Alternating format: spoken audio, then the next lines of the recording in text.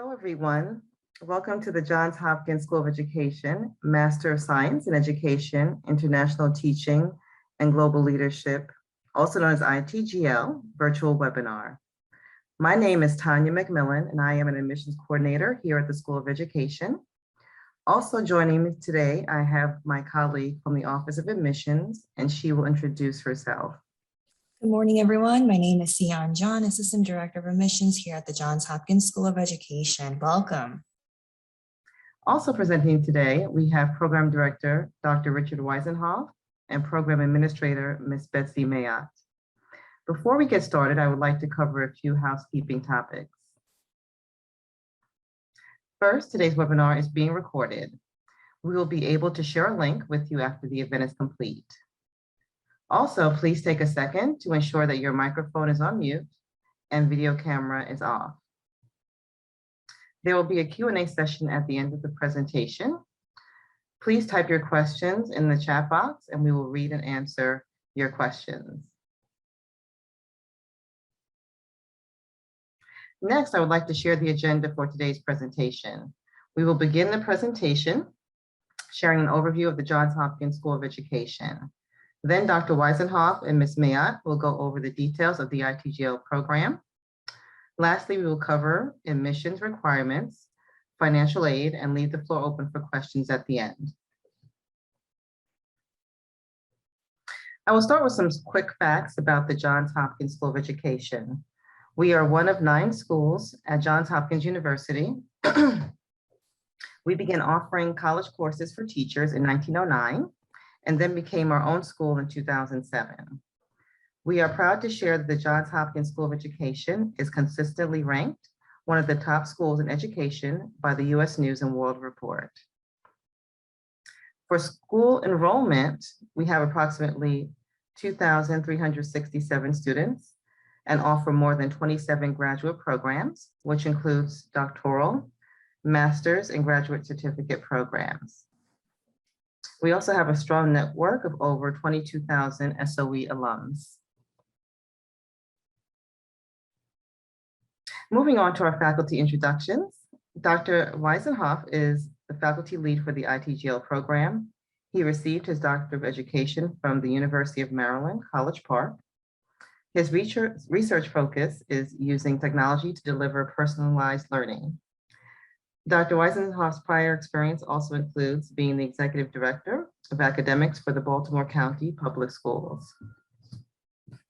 Ms. Betsy Mayotte is the Program Administrator for the ITGL program.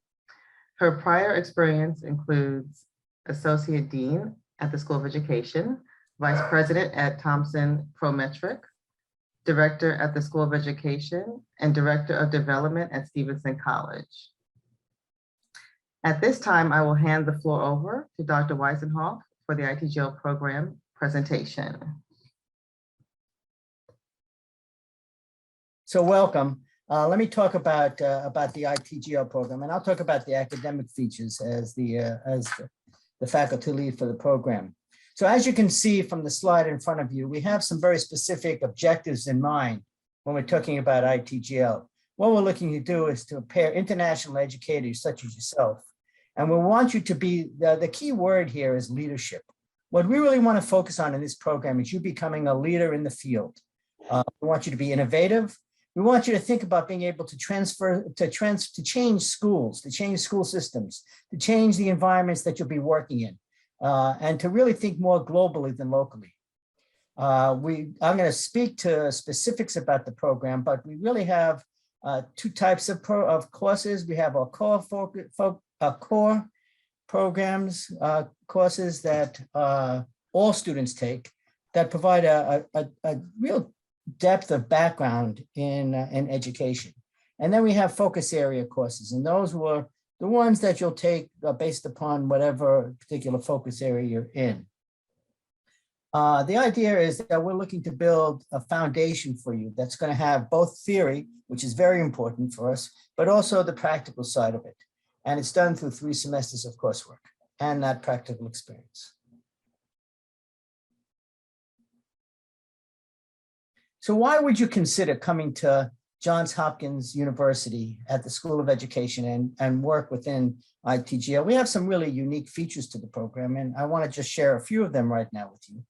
The first one is that all except TEFL, our TEFL focus area, are 33 credits in length. They're all completed in 1 year. Our students are in a cohort, which means they take the same courses together each semester. In the first semester, all the students will be taking a course in mind, brain, and teaching. And it gives us that opportunity then, when you think about a cohort, of having a ready-made study group of students who are taking the same shared experiences that you are. The courses will be completed, as I said, in 3 semesters. So you'll start in the fall, you'll do a spring, and then a summer, and then you'll have completed and received the Master of Science in Education. All of our courses are face-to-face. During the pandemic, we had 1 year where we had to resort to doing Zoom. It worked, but it wasn't the best way for us to run the program. So we really believe that we want you to come to Johns Hopkins to have the opportunity to be in a classroom with our staff and to have that interaction that Zoom doesn't provide. We believe also that this program is going to help you become a leader. And we have courses in leadership, and we really want you to start thinking as soon as you come here. If you are a leader in a particular area, what skills would you need? What background would you need? And how would you lead a particular area? We have a cultural transition support person. We know that many of you, this is the first time that you'll be in this country, and that there is a transition that occurs. And we try to make that as easy as possible. We have social events. We have somebody who is available 24/7 to assist with any problems that you may have as you assimilate into the Johns Hopkins community. We do focus on both theory and on practice. A lot of programs that you'll see in this country are very theoretical in nature, focusing only on the research.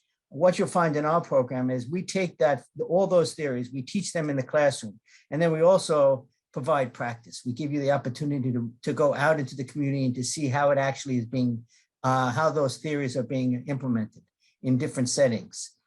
To that end, a lot of our faculty that we have are practitioners. Myself, I have a strong background in K-12 administration and supervision. We have people who are teachers, we have people who are administrators, and we also have people who are college professors that have focused their life on academia and research. And to that end, our faculty are renowned. Johns Hopkins University, we're very fortunate to have leaders in the field teaching in our program. And those are the people that you will be interacting with at your time here at Johns Hopkins. So it's ideal. This program is ideal for you if you want to learn about primary and secondary schools. So it's a pre-K to 12 focus from early childhood up through graduation in the secondary school, but also with that blend of local as well as global and leadership. There's an awful lot of cognitive learning theory. In fact, if you're in digital age teaching and learning, which is the focus area that I advise, I teach a course in technology and the theory of learning, the science of learning. And the whole notion of that is to take a look at all of the latest cognitive learning theories, what we know is going on in the brain, how we learn, what are the best strategies to do it, and then really do that application. So cognitive learning theory is an underpinning for the program. And we are a research university. And because we are a research university, we do spend a lot of time focusing on research. There's an expectation that you will be digging deep into research, into the current research, and seeing how it can be applied into practical settings. So the program itself, as I said initially, it's a 33 credit program, except if you're in TEFL. We've added 2 1-credit courses that are hybrid. They're done partially online and partially in the classroom. However, all of the 33 credits that you'll take will be face-to-face, so you will be in classrooms at the School of Education and on campus. All of the courses are done in the Baltimore area. You will have the opportunity then to be part of activities that occur on campus. The current cohort, those students that will be finishing in July 2022, we've accepted 159 students out of a large number. We have 159 students participating in the cohorts this year. And as I said, it's done in 3 semesters, 1 academic year. So you would begin at the end of August when fall semester starts. Your second semester begins in January, ends in May. And then you would take a summer session, which would begin beginning of June, and you'd end the 3rd week in July. I'm very excited to be able to announce this, and this is the first time we really are putting this out there for the public so that they can see this. We've added a brand new focus area. So let me talk about the focus areas that we have. The first one is early childhood. If you are a person that's interested in working with pre-K students, that you may either wanting to start, work in the classroom with those students, or you may actually want to start an early childhood center or an after-school program for early childhood. That is one of our focus areas. As I said, I'm responsible. I advise the students in the digital age teaching and learning focus area, where we take a look at technology and how technology can be integrated into the instructional process. It's not a coding, it's not computer science. It really is doing a broad stroke look at technology and what its implications are for instruction. This year, that has become the most popular one. And I imagine it's because all of a sudden we ended up in a pandemic and had to do everything. All the delivery had been done remotely through Zoom, WebEx, or one of the other online platforms. So that has become a very interesting area for a lot of people to study. Our creative and innovative education program, we have courses there where we focus on creativity and different kinds of programs, taking a look at different things that you could be doing in the classroom that's a little bit more creative or innovative. So if you're a deep thinker and you want to really strike out and do something brand new, the creative and innovative area may be one that you want to focus on. If you're not looking to go in the classroom, but you're looking to start a business that may be educationally oriented, the entrepreneur and education focus area may be one that you'd want to take a look at. Students in that program actually create a business plan through the course of 3 focus area classes that they take. And they look at all the different aspects of what it means to start a business that has an education focus. As I said, our brand new area is STEM, science, technology, engineering, and mathematics. And the idea of coordinating all those 4 areas and creating a program in STEM, K to 12. Johns Hopkins University has had a STEM program, but it's been focused only on the elementary level here in this country. Our new STEM area is going to be focusing on more of a global approach, and it's going to be K to 12. And as I said, this focus area has not begun yet. We are in the process of developing the courses right now, and the program will begin with the brand new cohort. The focus area that we did start this current year is teaching English as a foreign language, TEFL. Students in that program are really taking a look at how it is that you can, if you're in a country outside of the United States, how you would teach English to students whose native language is not English.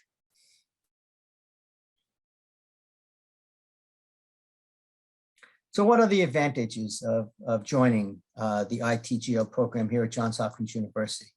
The first one is that we do provide an orientation at the beginning of the year. And we realize that the general orientation that Johns Hopkins offers is great, and you should participate in that. But there are some unique needs that international students may have. And we try to do that through an orientation program that we offer the week prior to the start of school. We do have a lot of enrichment activities and cultural exchange activities. As I said, we have a cultural transition specialist. That person provides social events that you can attend to, whether it's going to a baseball game, going to the beach, having a picnic, just having the opportunity to have social events outside of the academic environment that you're in, which really speaks to the next one also. And, we're really here. We feel that, as you saw from the first slide that was up with Grace's quote, We look at ITGL as a family program.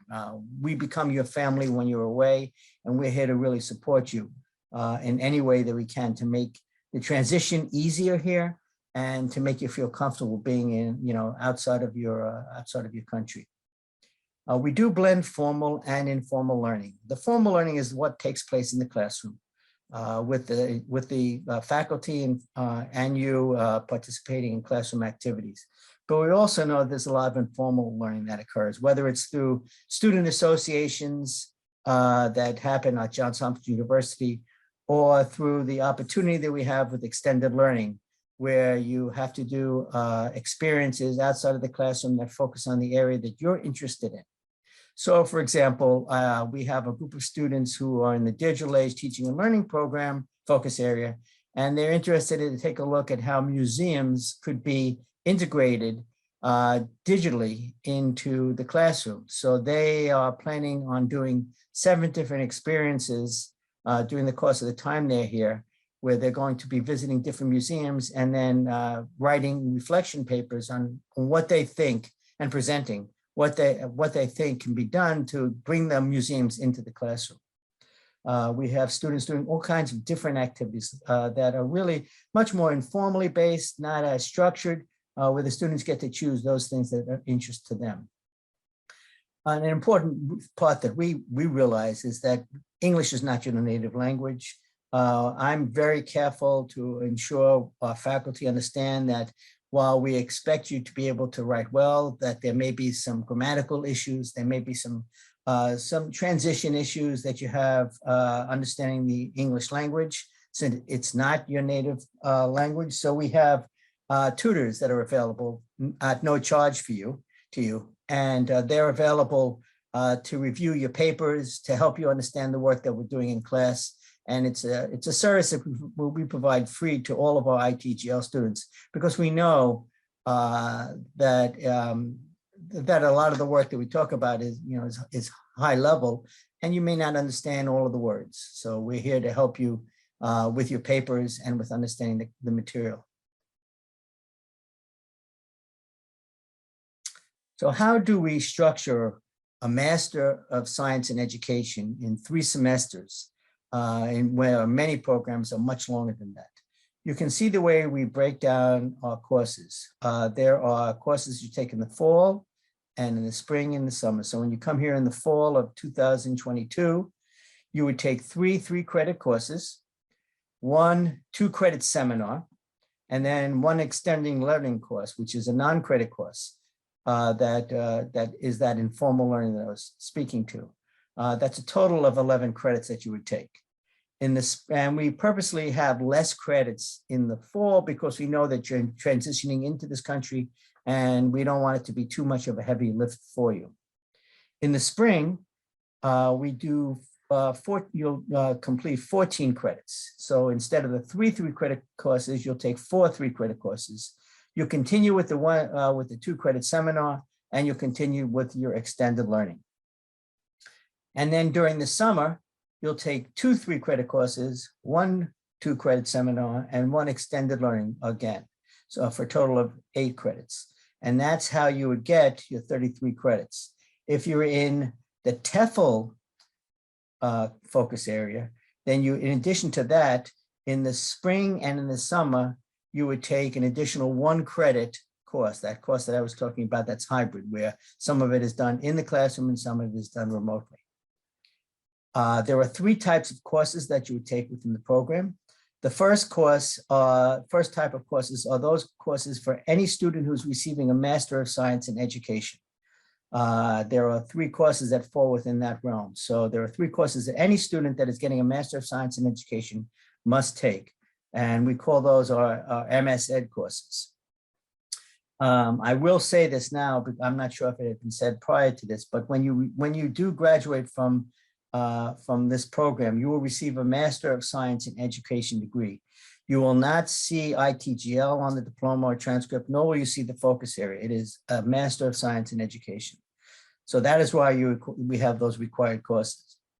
In addition to those 3 required courses, you have to take 4 ITGL core courses. And those are courses that we've identified as being important for all students in the ITGL program, no matter what your focus area.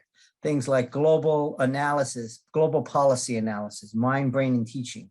Courses that provide all the students a good background and base, knowledge base for becoming an international leader in education. And then in your focus area courses, you would take courses there with only students in your focus area. You would take 3 focus area courses, 1 each semester. Depending upon which focus area you're in, the courses will be different, but all students at this in focus area take the same course each semester. To delve deeper into these courses, to see the descriptions of them, to see which courses are included that you have to take, you should visit the School of Education academic program site that's referenced here. In addition, later on, we will be sharing another website that goes into even greater detail about the ITGL program. Okay, so you can see, we asked some students to give us some thoughts about, about the program, and you can see the kinds of things that our students have said about us, that it's more than just a master's program, that it's a place where you can connect, where you can be challenged, where you can discover, improve, and enjoy. And again, that notion of family is very important for me, especially. I look at my students as my second family, the ones that I really have to take care of and make sure that they're all very successful. I'm very proud of the fact that all of our students that have entered the program have graduated, that we really have not had any student not be successful in the program. You can read these for yourself, and I'll leave it up there for just a few minutes before we move on to the next slide.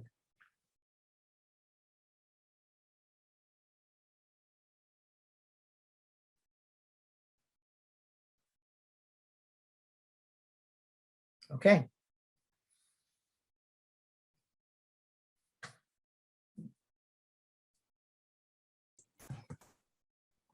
Thank you, Dr. Weisenhoff.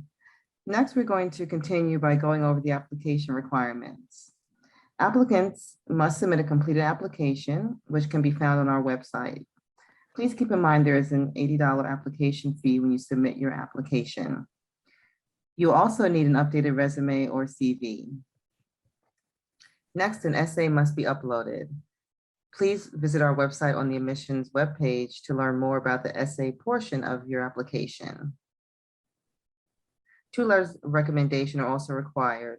If you are unable to have 1 academic letter of recommendation, we will accept 2 professional letters of recommendation. Additionally, we will require all official transcripts, including institutions you may have taken courses but did not earn a degree. Again, this is from all post-secondary institutions that you may have attended. Lastly, the application process begins with a video screening administered by ACEE Global. Applicants who complete the screening phase and meet the admissions criteria will be instructed by ACEE to submit an online application to the Master of Science in Education ITGL cohort.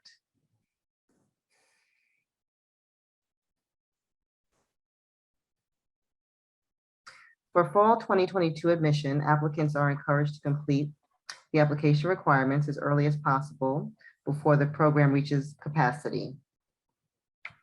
Applications decisions are delivered to candidates on a rolling basis, typically 4 weeks after an application is submitted with all materials received. The final application deadline is March 21st, 2022.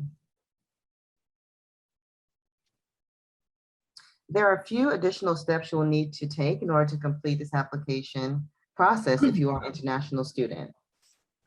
You must submit a TOEFL or IELTS score. Also, please note if you hold qualifying degrees or have earned credits from institutions outside of the United States, you must have your academic records evaluated by an accredited, independent, credential evaluation agency prior to being considered for admission to the program.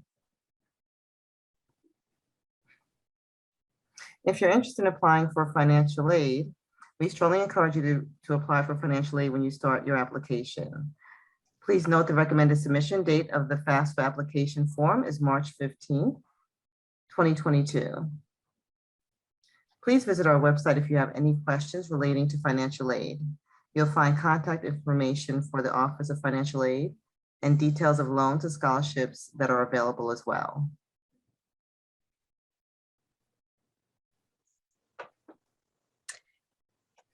Thank you, Tanya. This is Ms. Mayotte, and I'd like to share some information with everyone about ITGL tuition and fees to begin with. Before I address this slide, though, I just wanted to mention that financial aid and scholarships are available for US citizens or permanent residents, so just keep that in mind.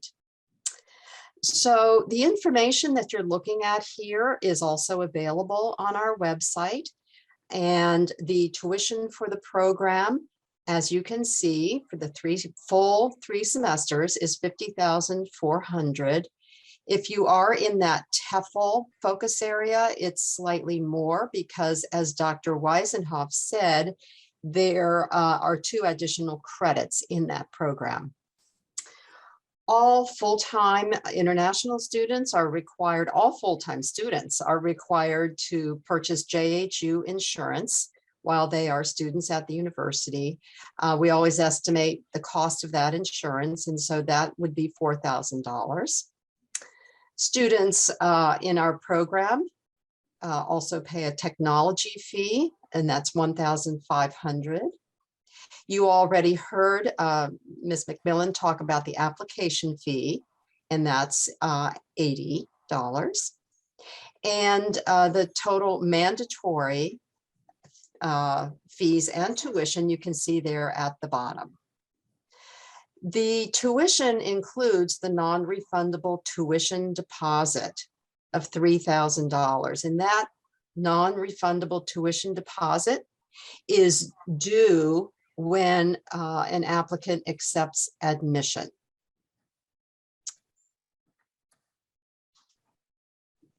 So next, I'm really delighted to share some information about some optional services that are available to students who are interested. You might recall Dr. Weisenhoff talked about services and support that we make available to all students to help as you transition to your academic studies in the United States. In addition, we have students who are interested in using housing services that we make available to you. We actually partner with a company by the name of ACE, and the ACE services include housing as well as career support. So I'd like to talk about the housing first, and then I'll share some information about the career services. So as you can see on this slide, there is quite a bit of information. I won't be reading everything on this slide, but I do want to highlight some of the aspects of the housing services that are so helpful to our students. So students who are interested in housing are able to make a choice of what size room they're interested in, and then they are able to pay for that housing at the time they pay their tuition. And then all of the utilities are included, everything that is needed when you move into an apartment for your graduate studies, everything is there provided for you.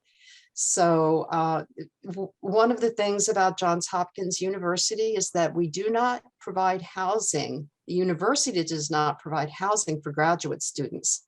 So all graduate students at Johns Hopkins, when they come to Baltimore, need to find housing. We realize that can be very challenging for international students. And so that's why we have partnered with ACE to provide that housing if students are interested. So this is totally optional, not required, but I can tell you of the students, Dr. Weisenhoff mentioned the large number of students we have here this year. about a third of our students do choose to take the housing. So I just wanted to share this information with you. And you can find this information as well as many visual descriptions of the housing on our ITGL cohort site. And we'll be sharing that, how to find that cohort site at the end of our presentation today. So you don't have to remember all of this. We'll make this information available to you. So this slide has been on the housing services. And then we can go ahead to the next slide.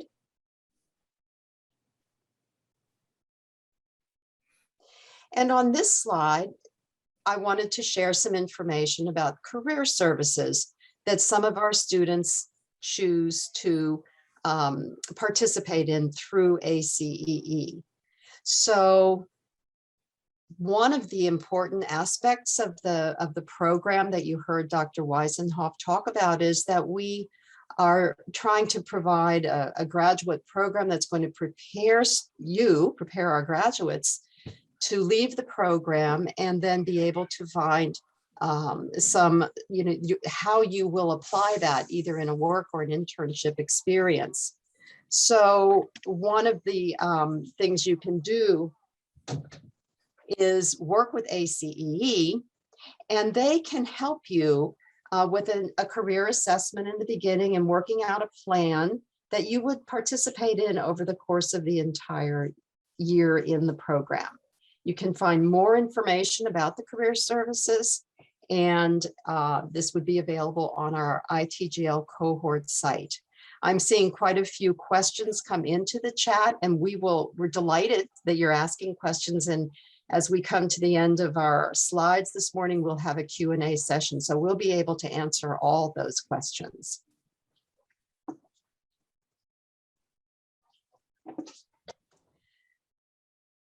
So the slide that you are looking at right now is what we call our ITGL cohort admitted students' next steps.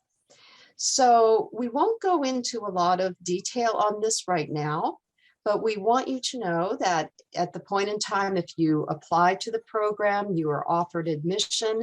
At the point in time that you accept our offer, there are steps that you would go through to prepare yourselves to register for classes.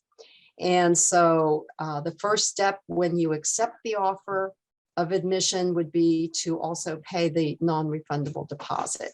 And we wanted to make it very, very easy for accepted students to understand what the steps are in the process, including getting your I-20, making your choice if you wish for housing and career services and so forth. And we wanted also to let you know that there's a team of us that's here to help you. You heard Dr. Weisenhoff talk about how much we focus on caring for our students and helping you through the transition. So you can see that there's a large team of us here in place to be of support and service to you as you prepare to begin the program. Thank you so much, Betsy, for that information. So we do see that you have posted a lot of questions in the chat. We will begin reading them aloud. Some information has already been shared. You'll notice there in the chat regarding some of your questions. So please type your questions in the chat. We will read them and answer them as well. All right, thank you, Ms. Mayotte and Dr. Weisenhoff. So the very first question we have is for Canadian applicants with Canadian Public University degree, we will not need to do additional accreditation, correct? And that response was chatted in to the chat, Calvin. So if you could check your chat, and for everyone else who has a similar question to the next question we have is from me is how can we apply for the scholarship? And if you're referring to the endowed scholarship, keep in mind what Ms. Mayotte and Tanya mentioned is that it is for US citizens and residents and permanent residents, excuse me. And these are offered, SOE offers a very limited number of partial need-based institutional scholarships each year. And they range anywhere from 500 to 1,500. And you would need to fill out the FAFSA form in order to see if you qualify for the endowed scholarship.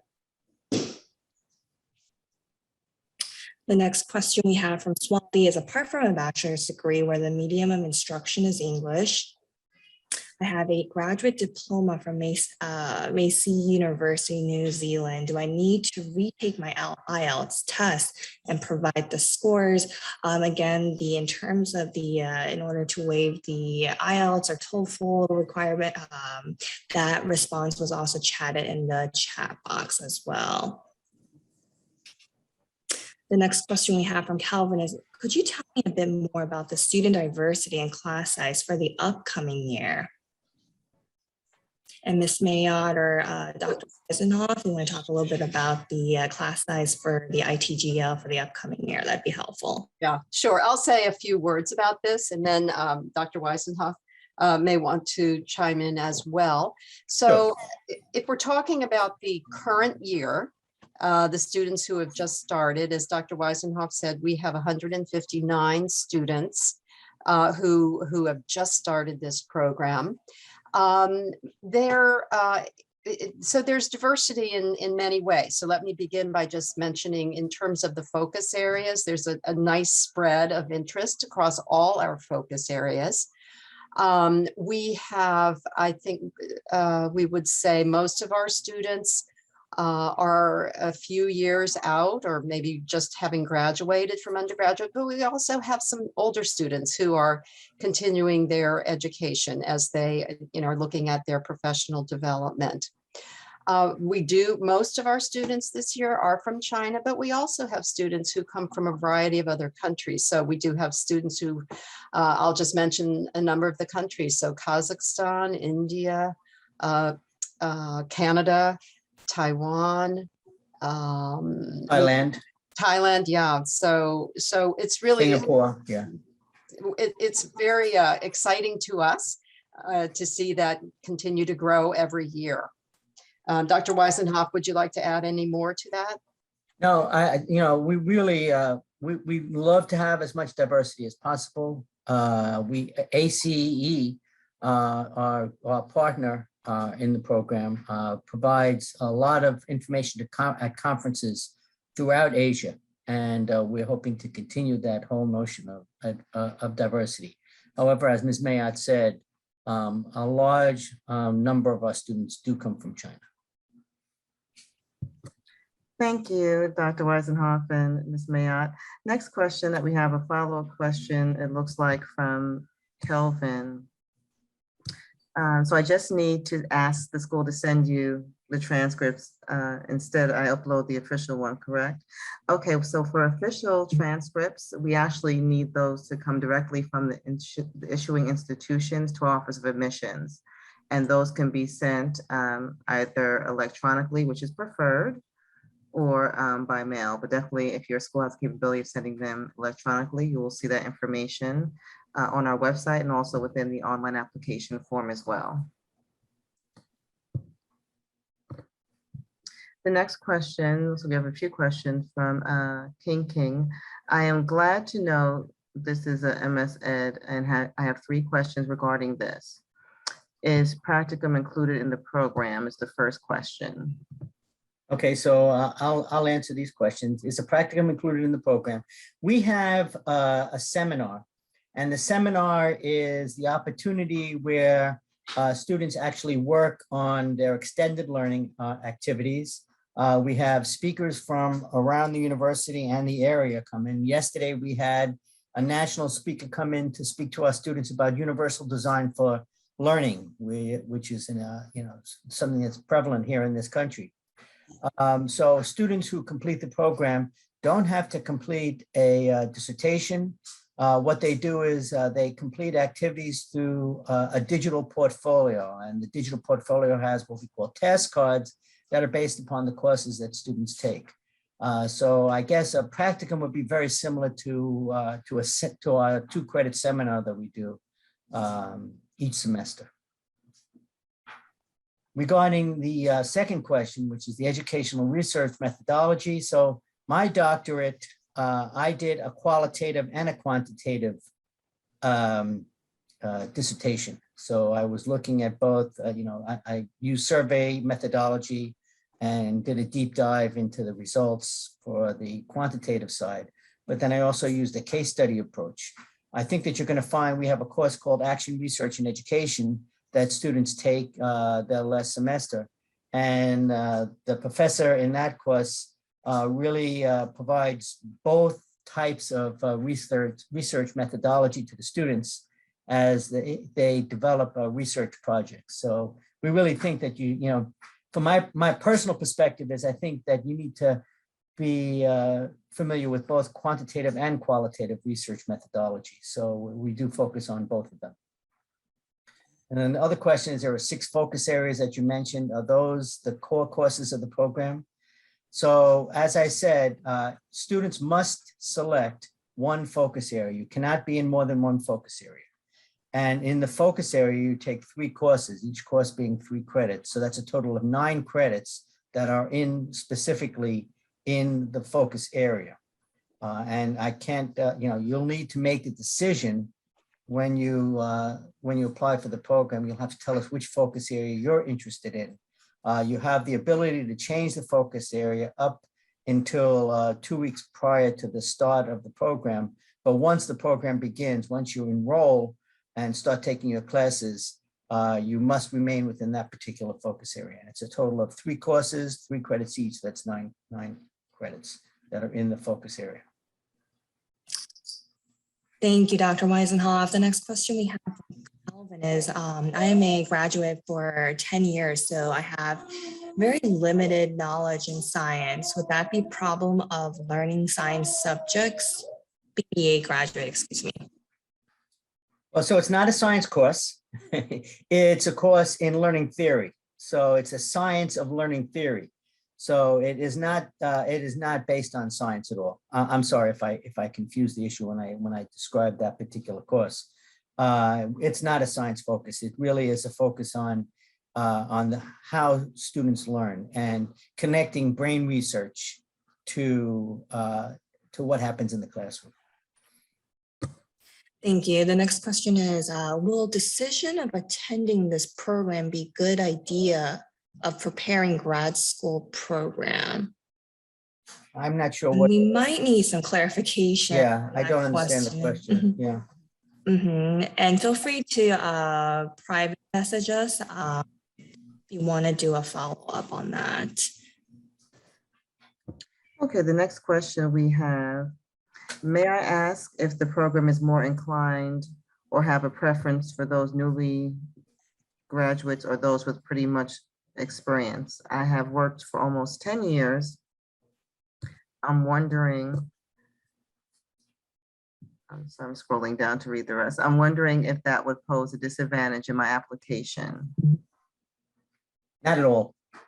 Quite frankly, I love the mix that we have in the program of students who are right out of undergraduate with those who have been working for a while, because our folks who have been out in the workforce provide a different perspective than those that are coming out of school. As you can imagine, the ones who are coming right out of school are more steeped in the research, and they provide that kind of experience in the discussions in classrooms. Those students who have been working for a while, though, give you the practical side of life, and they really talk about what they've gone through.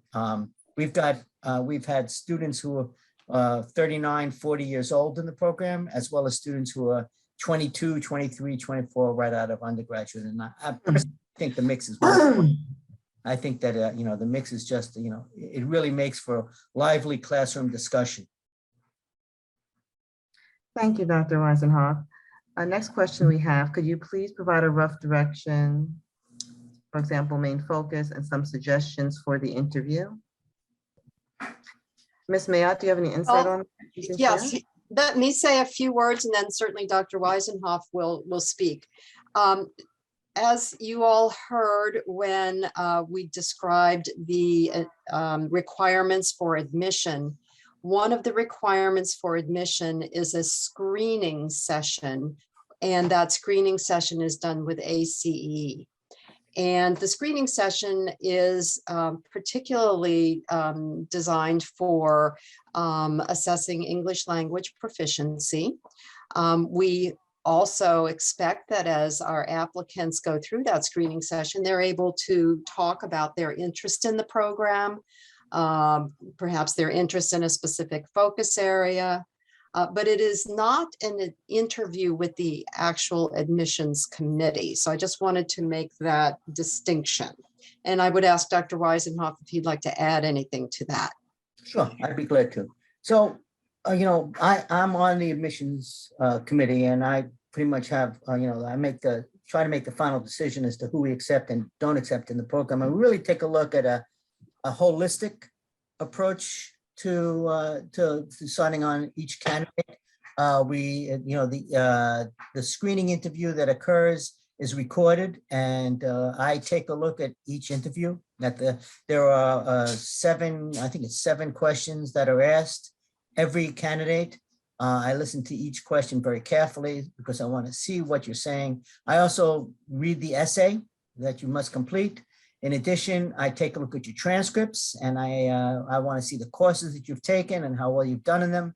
And I put all that together to make I'm the second read. So first, one of the other faculty in the program will read your application through, make a recommendation. I'll do the final read and make a final decision about each candidate. And I really try to do an equal balance of all parts of your application so that, I'm ensuring, first of all, that you're a good fit for a program, and also that our program is a good fit for you and what your objectives are, what you're looking to do.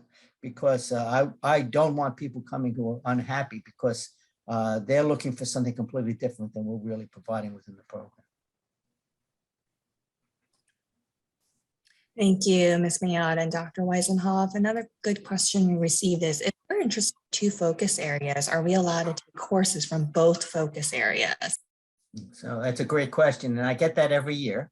And unfortunately, the answer is no. And it becomes much more of a logistics issue than anything else. As you heard me say, all the students are we're all a cohort, and students take all the classes at the same semester. And the way I put the schedule together is we do our focus area classes on Tuesday. So the problem is that there's no time in the day to fit additional focus areas into classes into the into it. And the other part of it is I want to ensure that our class size is not large. It's important for me that every student has time to be heard within the classroom. So if I create classes that are too large by allowing other focus area students to come in, or students in other programs to come into the focus area classes, then the classes become way too large, and you don't get that attention that I want every student to have. So for those 2 reasons, the answer unfortunately is no.